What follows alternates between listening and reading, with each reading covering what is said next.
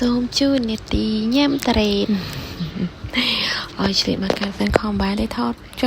ចោលនៅនឹងឯងមានដែរកាត់មានដែរអីទេវីដេអូឡើង full ទូរស័ព្ទគឺថាថតឲ្យទុកចោលបើមិនឆ្លៀតទេគឺអត់មានបានផុសមានអីទេមើលតែកញ្ចក់ដែរទៅដឹងឯងចេញមកកញ្ញាគឺមិនមែនចង់អ៊ូតអីទេគឺថាចង់មកនិយាយថាកញ្ចក់ដៃនេះគឺពណ៌ស្រដៀងត្រេនគ្រាន់តែលឺឲ្យខ្ញុំឃ្លាញ៉ាំផ្លែត្រេនឲ្យគូនដល់ខ្ញុំក៏ទិញកំងឲ្យឡើង10គីឡូគាត់កំងផ្ទាល់ពីចកាមិត្តភ័ក្តិរបស់គាត់អញ្ចឹងទៅយើងឲ្យទុកចិត្តអាចញ៉ាំបានចកាមិត្តភ័ក្តិគាត់ធ្វើផ្ទាល់ខ្លួនឯងអញ្ចឹងណាគាត់ដាក់មកឲ្យហ្នឹងនិយាយទៅញ៉ាំមួយថ្ងៃមួយវាអត់ញោមពេកទេមកម៉មញ៉ាំនិយាយទៅអ្នកមើលសាច់ដែលខ្ញុំញ៉ាំហ្នឹងទៅខ្ញុំចូលចិត្តប៉ុណ្ណឹងខ្ញុំអត់ចូលចិត្តញោមពេកហើយក៏រឹងពេកអីដែររបៀបខាំទៅនៅរៀងច្រប់ឆ្ងាញ់ហ្មងអានឹងចំណង់ចំណូលចិត្តខ្ញុំហីរបៀបវានៅខ្ទិះតែពេលញោមពេកលេងឆ្ងាញ់ហើយតារ៉េនោះនិយាយមែនណាតារ៉េញ៉ាំតដឹងប្រភពដែរបើមិនចឹងទេគឺអត់ហ៊ានញ៉ាំទេក្រៅពីបោះខ្មែរ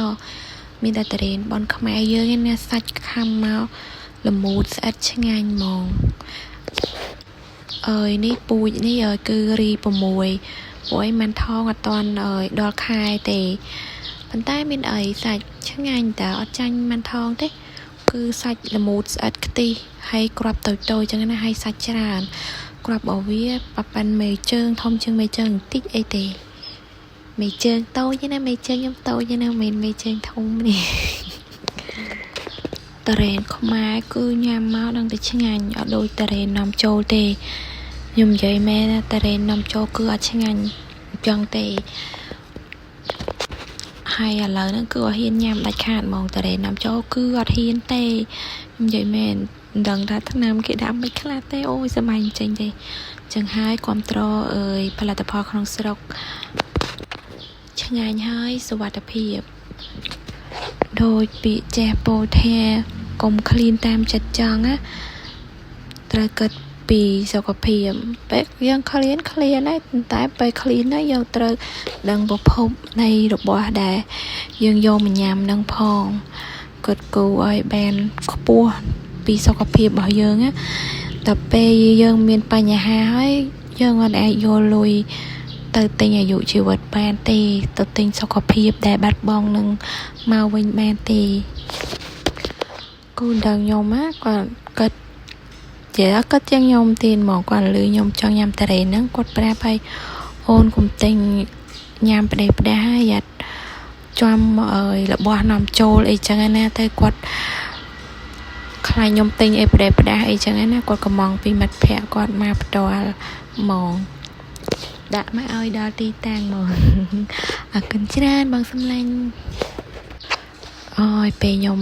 ឈឺពេលខ្ញុំអេម្ដងគឺថាគាត់ភ័យដូចម៉ាក់ប៉ាខ្ញុំអញ្ចឹងរោថ្នាំរោអីឲ្យយើងហើយទឿនឲ្យឈប់គេងយប់ឲ្យឆាប់គេងឲ្យញ៉ាំទឹកឲ្យច្រើន